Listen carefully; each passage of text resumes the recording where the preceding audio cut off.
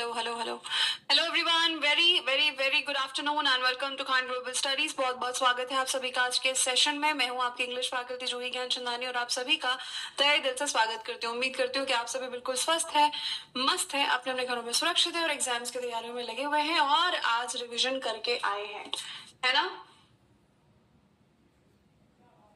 क्यों भाई, बोलिए, रिविजन करके आए हैं पक्का? आज तो आर्टिकल होगा बट प्रीवियस जो टॉपिक्स है वो पढ़ के आए हो ना, रिलेटेड है। आर्टिकल पढ़ रहे हो तो नाउन का पता होना बहुत जरूरी है। ठीक, चलिए देखते हैं कितने लोग तैयारी करके आए हैं, देखते हैं भाई।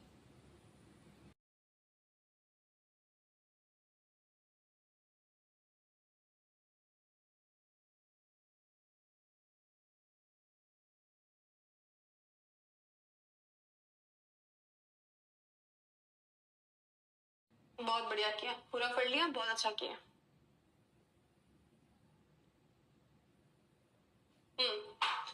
शाबाश। क्या होता है आर्टिकल? बेसिकली आपको क्या पता है, क्या जानकारी है इसके बारे में? किसे कहते हैं आर्टिकल? आपके हिसाब से बताओ पहले।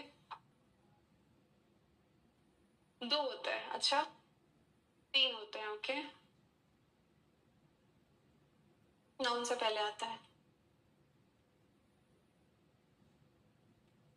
फाइन, ठीक है, बचपन से पढ़ते आए हैं, है ना? आर्टिकल क्या होते हैं पहले ये समझो। ए एन और होता है द, है ना?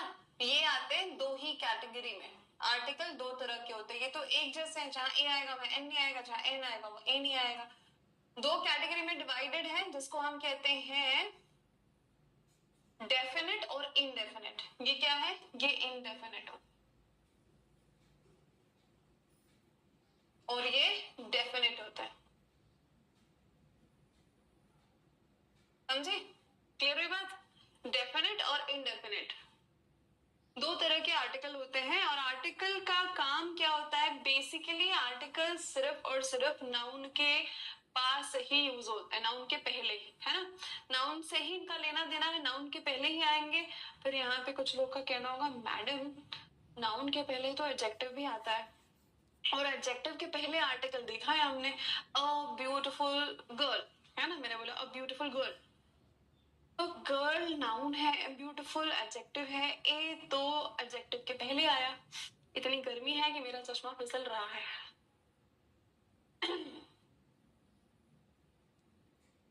अल्टीमेटली किसके लिए आता है? एडजेक्टिव भी तो नाउन ही के लिए आया, तो आर्टिकल भी उसी के लिए आ रहा है। डिटरमाइनर बोल देते हैं उसको, और कुछ नहीं, है ना? जैसे मैंने बोला महिमा is a very beautiful girl, है ना? अ वेरी, अभी और समझो, ब्यूटीफुल गर्ल, ठीक है? ठीक, चालू है भाई ऐसे, उसके बाद भी चलो आ जाओ। अब वेरी ब्यूटीफुल गर्ल में अगर आप थोड़ा सा गौर फरमाएंगे तो ध्यान से दिखेगा आपको कि क्या है। गर्ल नाउन है, ठीक है? ब्यूटीफुल एडजेक्टिव है, ठीक? वेरी, अरे ये क्या है भाई? ये एडवर्ब है। और ये क्या है भाई? आर्टिकल तो है बट यहाँ पे चलो इसको नाम दे दो डिटरमाइनर, ठीक है? समझ गए? है आर्टिकल ही, नाम कुछ भी दो, नाम में क्या रखा है, ठीक है? क्लियर? अब समझो बात को ध्यान से, है ना? तो अल्टीमेटली ये ए शब्द गर्ल नहीं आती तो नहीं आता ना, गर्ल यहाँ पे नहीं होता तो ए भी नहीं आता। वेरी ब्यूटीफुल व्हाट, क्या? अगर गर्ल नहीं होती वहां पे, नाउन नहीं होता तो ये भी नहीं आता। तो अल्टीमेटली बात समझ गए ना? चाहे मैं बोलूं नाउन के पहले आता है या मैं बोलूं एडवर्ब के पहले आता है, बट वो एडवर्ब एडजेक्टिव को क्वालिफाई कर रहा हो और एडजेक्टिव नाउन को क्वालिफाई कर रहा हो। ध्यान से देखो, ये नाउन है, ब्यूटीफुल इसको क्वालिफाई कर रहा, वेरी इसको क्वालिफाई कर रहा, तो एक दूसरे के क्या है? ये सगे संबंधी है। ए को बोल लो आप, लगा इसके पहले है बट अल्टीमेटली क्वालिफाई तो इसी को कर रहा, ठीक है?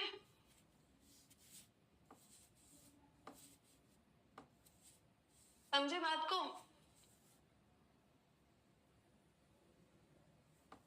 हाँ जी, है ना? एक दूसरे के बिना अधूरे हैं और एक दूसरे के लिए ही आए हैं, ठीक है, तो कितनी अच्छी बात ये सिखा रहे हैं। अ वेरी ब्यूटीफुल बॉय लिखो, मैं हैंडसम लिखूंगी, ब्यूटीफुल नहीं लिखती।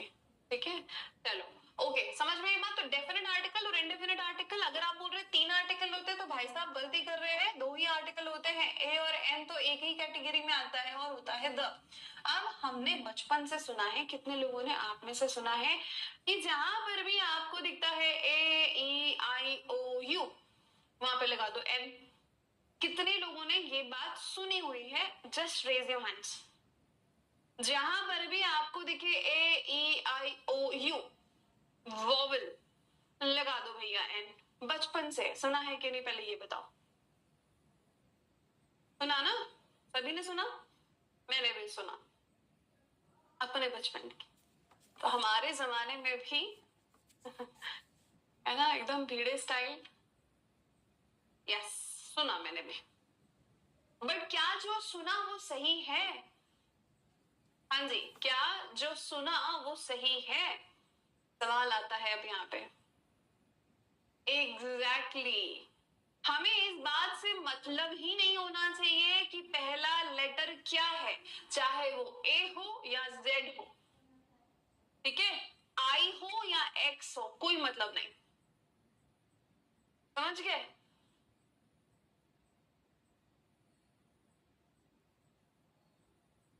हेलो खान सर, ये रूबी नाम की एक लड़की पूछ रही है कि फिजिक्स की क्लास कब से होगी। आपके पास कोई जवाब है? बता दीजिए, मैं रूबी को बताती हूँ। हेलो हेलो, अच्छा अच्छा, ठीक है ठीक है सर, ठीक है। बताऊं क्या बोला उन्होंने?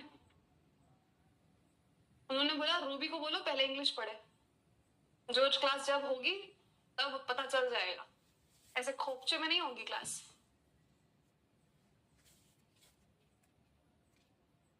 समझे? ठीक, तो फिजिक्स की क्लास जब होगी तब होगी, तब पता चल जाएगा। ऐसा नहीं होगा कि फिजिक्स की क्लास है और रूबी को नहीं बताया गया। ठीक है, चलो आ जाओ। ठीक, तो मैं क्या बोल रही थी आपको, देखो फ्लो बिगड़ा ना, फ्लो बिगड़ा ना, फिर से देखो। अभी ध्यान से देखो, सुनो मेरी बात, कि हमें इस बात से कतई मतलब नहीं होना चाहिए कि पहला लेटर क्या है, कुछ भी हो भाई। हाँ, इस बात से जरूर मतलब है, और बहुत ज्यादा मतलब है, कि उसको जब हम बोलते हैं तो उच्चारण या साउंड या प्रोनाउंसिएशन कैसा होता है। समझ गए? देखो, वर्णमाला को, अल्फाबेट को 2 भागों में बांटा गया है, एक होते हैं वोवेल, एक होते हैं कॉन्सोनेंट। ठीक है, ए ई आई ओ यू वोवेल होता है, बाकी जो बचे हैं वो कॉन्सोनेंट होते हैं, है ना। तो 5 और 21 अल्फाबेट कितने हैं? 26 है, जिसमें से 5 आपके वोवेल हैं, 21 आपके कॉन्सोनेंट है ना।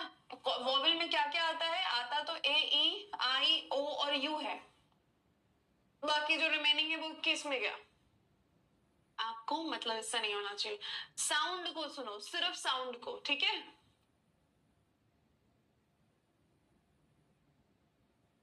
क्लियर? पहले इतनी बात समझ में कि हमको आर्टिकल्स में साउंड से मतलब होता है, स्पेशली जब हमको इंडेफिनेट आर्टिकल लगाना है तो द के लिए साउंड नहीं चाहिए, ए और एन के लिए चाहिए। अब मेरी बात को ध्यान से सुनो, ठीक है।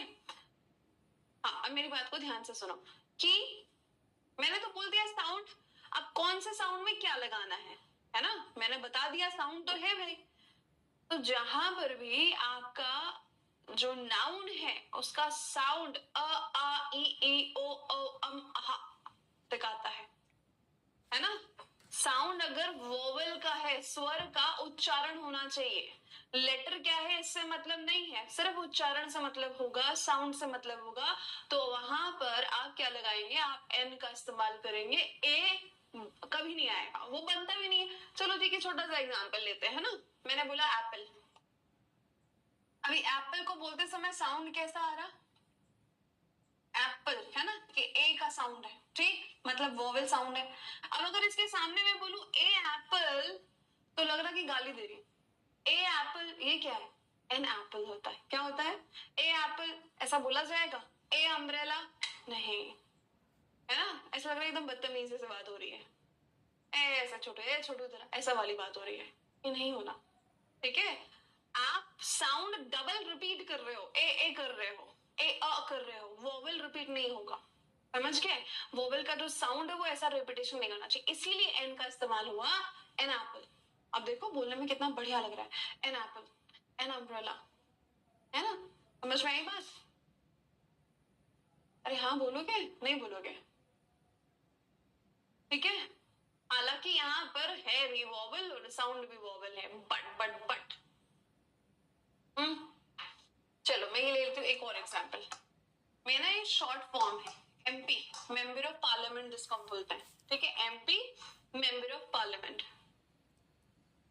ठीक है? पता है ना एमपी किसको बोलते हैं, मेंबर ऑफ पार्लियामेंट को बोलते हैं, इतना तो मत मालूम नहीं होगा।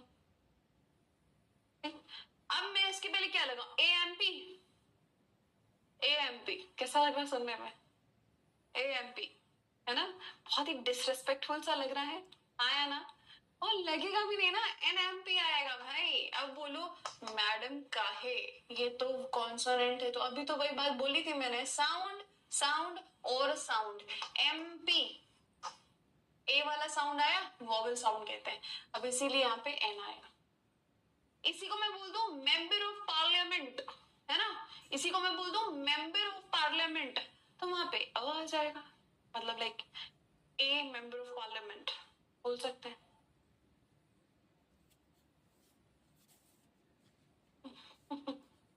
समझ गया ना? करेक्ट, हाँ या ना?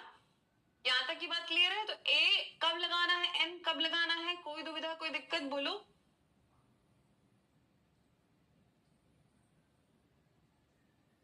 नो प्रॉब्लम, पक्का नो प्रॉब्लम?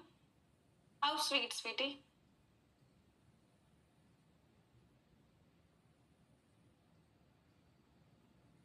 ए कब लगाना है फिर से, हाँ ए कब लगाना है, जब आपके पास में साउंड कॉन्सोनेंट होता है, जब वॉवल, सिंपल सी बात है, वॉवल का साउंड